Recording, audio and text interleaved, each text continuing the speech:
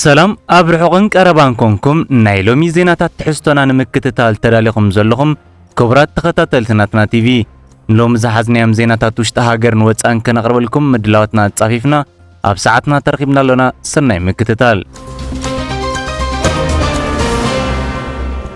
أرستات زينا أمريكا بيت صحفت كنتيبا كتماري چموند نجيغننتاوي قراتنت حزبي إرترا كم لإلاو حزبي بسلامن بخبرن كنبر زلو كبل بمتقاس ن 24 ግንቦት 2025 كم معلت ناصنت إرترا أفلطو كم زهابه ገሊጹ إرترا بمخنيات أهاجراو معلتي بزحنتن دبلوماسن نسلام لوخ إرترا قال اسمعا عن سبا زرغه عصون مقوتصار اب زغبر صعري زتبابع وصيتي مزغب كم زلو تحبيرو ኢትዮጵያ ሰብአዊ ድሌታት ካብ ዘለው ቀረባት ንላዕሊ ስለዝኾኑ ኣብታ ሃገር ጥሜትን ሕጽረት መግብን እናወሰኸ ይኸይድ ከም ዘሎ ፕሮግራም መግቢ ዓለም የጠንቅቃሎ። ሩስያ ፑቲን ድሕሪ ኩናት ዩክሬን ንፈለማ እዋን ምስ መራሒ ዩክሬን ንኽልተኣዊ ዝርርብ ድሉው ምዃኑ ኣብ ዝግለጸሉ ዘሎ እዋን ዘለንስኪ ንዘተ ሰላም ድሉው ብዘይ ምዃኑ ፕሬዝደንት ኣሜሪካ ዶናልድ ትራምፕ ወቂሱ። ኣሜሪካ ቤት ጽሕፈት ከንቲባ ከተማሪ ችሞንድ ነጅግንነታዊ ቆራጽነት ህዝቢ ኤርትራ ከም ልዕላዊ ህዝቢ ብሰላምን ብኽብርን ክነብር ዘለዎ ክብል በመጥቃስ ነ24 ግንቦት 2025 ከም መዓልቲ ናጽነት ኤርትራ ኣፍልጦ ከም ዝሃበ ገሊጹ። ቤት ጽሕፈት ከንቲባ ከተማሪ ችሞንድ ኤርትራ ናጽነታ ዓርቢ 24 ግንቦት 1991 ድሕርቲ ብናይቲ እዋንቲ ብልዕሊ ሓያላን ሃገራት ዝድገፍ ዝነበረ ስርዓት ነዊሕን ን30 ዓመታት ዝወሰደ ቃልሲ በመስተንክራዊ ሃገራዊ ምንቅስቃስ በዓወት ከም ሰዓረ እቲ ቤት ጽሕፈት ከንቲባ ገሊጹ። ኤርትራ ኣብ ወሰን ቀይሕ ባሕሪ ብስትራቴጂካዊ ኣቀማምጣ ብደቡብ ካብ ባቢኤል መንደብ ብሰሜን ድማ ክሳብ ካናል ስዌዝ ዝዝርጋሕ ልዕሊ 700 ማይልስ ዝነውሓቱ ገማገም ባሕሪ ከም ዘለዋ ዝገለጸ እቲ መግለጺ ኤርትራ በሃገራዊ ሓድነቶምን ኣቀባብልኦምን ዝልለዩ ዝተፈላለዩ ናይ 9 ብሄራት ዝሓዘት ሃገር ምዃና ይገልጽ። እቲ መግለጺ ብዛዕባ ምእመናን ኤርትራ ኣብ ትሕቲ ሰሃራ ኣፍሪቃ ኣብ 4ይ ክፍለ ዘመን ክርስትና ኣብ 7ይ ክፍለ ዘመን ድማ ምስልምና ዝተቐበለት ሃገር ኮይና ህዝባ ድማ ብሃይማኖታዊ ሰኒትን ምጽዋርን ዝፍለጥ ምዃኑ ኣስሚሩሉ። ካብ ሙሉእ ኣፍሪቃ ብዕድመ ዝዓበየ መስጊድ ዝርከበላ ሃገር ምዃናን ዝተቐሰት መግለጺ ርእሰ ከተማ ኣስመራ ድማ ከም ቅርሲ ናይ ዓለም ኣብ ዩኔስኮ ናይ ኣፍሪቃ ምስጢራዊትን ዘመናዊትን ከተማ ተባሂላ ተፈላጥነት ዝረኸበትን ምዃና ገሊጹ።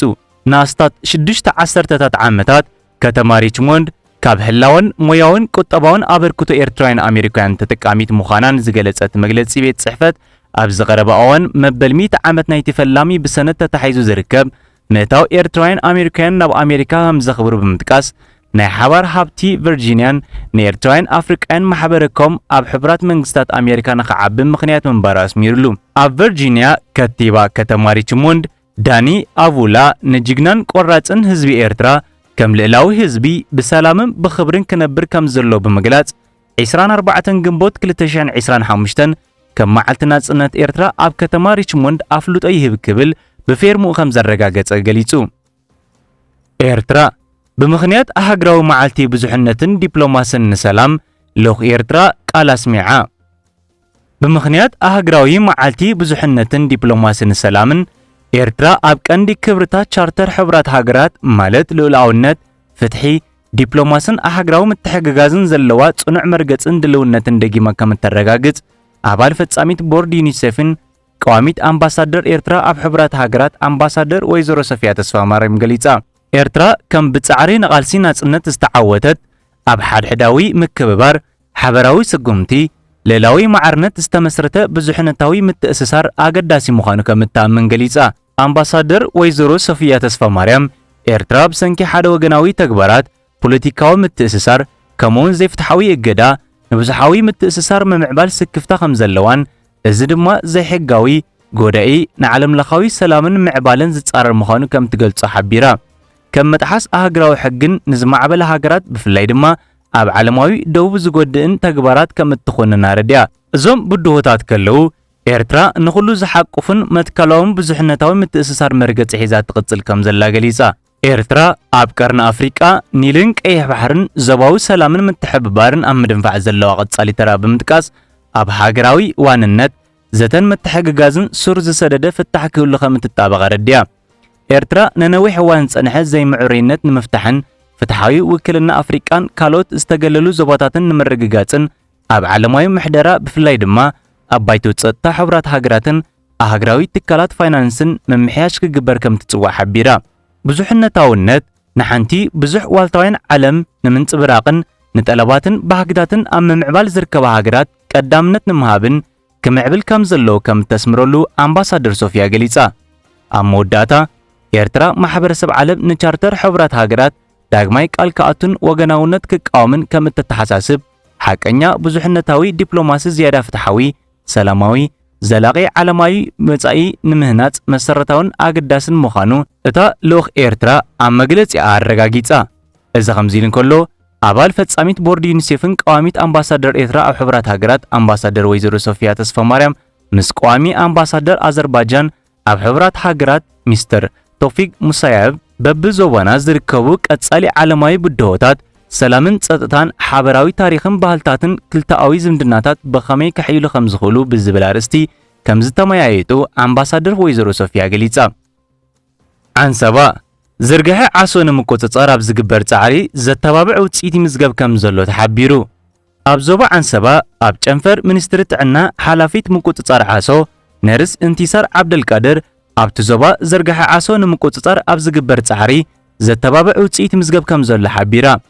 ነርስ እንቲሳር ኣስዒባ ምምዳብ ዓቕሚ ሰብ ምስ ምትካል ዘመናዊ ትካላት ሕክምና ኣብ ምቁጽጻር ዓሶ ኣበርክቶ ከም ዘሎ ብምጥቃስ እቲ ቅድሚ ሕጂ ኣብ ከረን ዝተሓጽረ ኣገልግሎት መርመራ ሕማም ዓሶ ሕጂ ኣብ መላእ ዞባ ኣብ ዝርከባ 15 ማእከላት ሙሉእ ብምሉእ ይካየድ ከም ዘሎ ገሊጻ።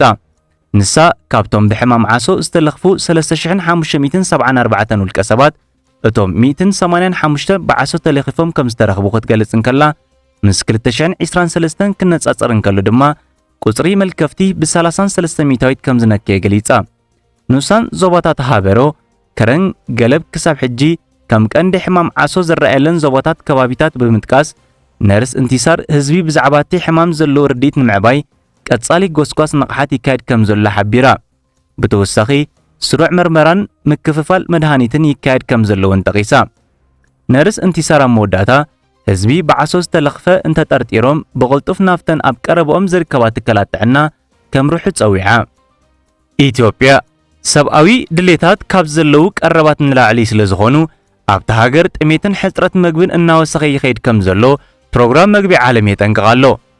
ኣብ ኢትዮጵያ ቀጻሊ ኩናት፣ ክልላዊ ዘይምርግጋእ፣ ምምዝባል፣ ድርቅን ቁጠባዊ ምቅያራትን ብሚልዮናት ሰባት እኹል መኣዛዊ ምግቢ ብዘይምርካቦም ጥሜትን ሕፅረት ምግብን እናወሰኸ ይኸይድ ከም ዘሎ ፕሮግራም መግቢ ዓለም ሕብራት ሃገራት WFP ብረቡዕ 22 ሚያዝያ ኣብ ዘውፅኦ መግለፂ ጠንቂቑ 3.6 ሚልዮን ካብቶም ኣዝዮም ተጠቃዕቲ ሰባት እቶም 650,000 ደቂ ኣንስትዮን ህፃናትን ሕክምናውን ሕፅረት ምግቢ ዘጠቃልል ናይ ምግቢ ሓገዝ ናይ ምጥፋእ ሓደጋ ከም ዘንጸላለዎም እቲ ትካል ዝህቦ ናይ ህይወት ምድሓን ግብረ መልሲ ብሰንኪ ወሳኒ ሕፅረት ምውላእ ኣዝዩ ተዓናቒፉ ከም ዘሎ ገሊጹ። ብመሰረት ሓድሽ ሓበሬታት ውድብ ኣብ ኩነታት ውሕስነት ምግቢ ኣብ መላእ ኢትዮጵያ ልዕሊ 10 ሚልዮን ህዝቢ ጥሜትን ሕፅረት ምግብን የጋጥሞ ከም ዘሎ፣ እዚ ድማ ብሰንኪ ግጭትን ጽንኩር ኩነታት ኣየርን 3 ሚልዮን ሰባት ካብ መንበሪኦም ክስደዱ ዝተገደዱ ከም ዝገበረዎም ገሊጹ። መጠን ሕፅረት ምግቢ ብዘሰክፍ መልክዑ ልዕል ኮይኑ 4.4 ሚልዮን ነፍሲ ጾራትን ቆልዑ ዘጥብዋ ደቂ ኣንስትዮን ህፃናትን ሕክምና ከም ዘድልዮም ጠቒሱ። ኣብ ገለ ክፋል ክልላት ሶማል፣ ኦሮሚያ፣ ትግራይ፣ ዓፋር ድማ በጥሜት ህፃናት ነቲ ናይ 15 ሚታዊት ናይ ህፁፅ እዋን መለክዕ ምሕላፉ ፕሮግራም መግቢ ዓለም ገሊጹ።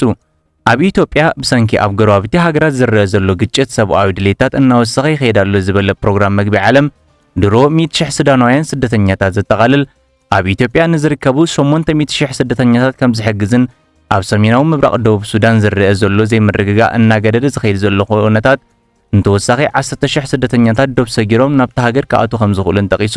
ኣብ መወዳእታ መግለጺ እቲ ውድብ ወላካ ካብ ብዙሓት መንግስታትን ናይ ውልቀ ግብረሰናይ ትካላት ምወላ እንተሃለዎም ኣብቲ ሃገር ዝርከብ ጨንፈርቲ ውድብ ካብ ሚያዝያ ክሳብ መስከረም 2025 ናይ 222 ሚልዮን ዶላር ኣሜሪካ ሕፅረት ምወላ ከም ዘጋጥሞ ሓቢሩ። ሩስያ ፑቲን ድሕሪ ኩናት ዩክሬን ንፈለማ እዋን ምስ መራሒ ዩክሬን ንኽልተኣዊ ዝርርብ ድሉው ምዃኑ ኣብ ዝግለጸሉ ዘሎ እዋን ዘለንስኪ ንዘተ ሰላም ድሉው ብዘይ ምዃኑ ፕሬዝደንት ኣሜሪካ ዶናልድ ትራምፕ ወቂሱ። ድሕሪ ኩናት ዩክሬን ንፈለማ እዋን ፕሬዝደንት ሩስያ ቭላድሚር ፑቲን ምስ መራሒ ዩክሬን ቮሎድሚር ዘለንስኪ ንኽልተኣዊ ዝርርብ ድልውነቱ ኣረጋጊጹ። እዚ ዝኾነሉ ምኽንያት ፑቲን ዝሓለፈ ሶኒ ንመንግስታዊ ቴሌቪዥን ሃገሩ ኣብ ዝሃቦ መግለጺ ሩስያ ኩሉ ግዜ ንዝኾነ ተበግሶ ሰላም ብኣወንታ እያ ትጥምቶ ክብል መንግስቲ ዩክሬን እውን ተመሳሳሊ ኣጣኣምታ ክህልዎ ተስፋ ንገብር ክብል ብምግላጽ እዩ። ነዚ ተስፋ ዘለዎ ናይ ሰላም ዝርርብ ንምክያድ ዝገለጸ ፕሬዝደንት ፑቲን ብምኽንያት በዓል ፋሲካ ን30 ሰዓታት ዝጸንሐ ግዜያዊ ምቁራጽ ተኹሲ ክትግበር ዝሓለፈ ቀዳም ድሕሪ ምጽውዕ ምዃኑ እዩ ዝግለጽ ዘሎ። እንተኾነ ግን እቲ ምቁራጽ ተኹሲ ንሒደት ሰዓታት ጥራይ ብምጽንሑ እተን ሃገራት ንሓድሕደን ብዝተፈጥረ ተኹሲ ይወናጀላ ከም ዘለዋ ይፍለጥ። ቀጥታዊ መልሲ ዝሃበ ዘለንስኪ ድሕነት ሰላማውያን ሰባት ዘረጋግጽ ዝኾነ ይኹን ዝርርብ ንምክያድ ግን ሃገሩ ድልውቲ ምዃና ገሊጹ። እዚ ከምዚ ኢሉ እንከሎ ዘለንስኪ ሃገሩ ንሩስያ ኣብ ልዕሊ ክረምያ ንምቁጽጻር ኣፍልጦ ከም ዘይትህብ ድሕሪ ምግላጹ ፕሬዝደንት ኣሜሪካ ዶናልድ ትራምፕ ዘለንስኪ ንዘተ ሰላም ድሉው ብዘይ ምዃኑ ከም ዝኻሰሶ ይግለጽ ኣሎ። ትራምፕ ነዚ ዘገለጸሉ ምኽንያት ኣብ ትሩዝ ሶሻል ኣብ ዝጸሓፈ መልእኽቲ ነቲ ኩናት ንምቁራጽ ዝተገብረ ስምምዕ ኣዝዩ ቀረባይ ብምባል ዘለንስኪ ንቃላት ኣሜሪካ ምቕባል ምእባይ ግን ነቲ ግጭት ካብ ምንዋሕ ሓሊፉ ካልእ ዝገብሮ የለን ክብል ብምግላጽ እዩ። ኩናት ክልቲአን ሃገራት ኣብ ለካቲት 2022 ካብ ዝጅምር እንዳሓር ኣብ መንጎ ክልቲአን ወገናት ቀጥታዊ ዝርርብ ዛጊድ ከም ዝተኻየደ እዩ ዝፍለጥ። ኣብዚ ሰሙን እዚ ዩክሬን ኣብ ለንደን ምስ ኣሜሪካን ሃገራት ኤውሮጳን ተመሳሳሊ ዝርርብ ከተካይድ ምዃና ተሓቢሩ። እቲ ሃገር ምስ መራሕቲ ሃገራት ኤውሮጳ ኣብ ፓሪስ ንምቁራጽ ኩናት ዩክሬን ዝዓለመ ዝርርብ ከም ዘካየደት እውን ይፍለጥ።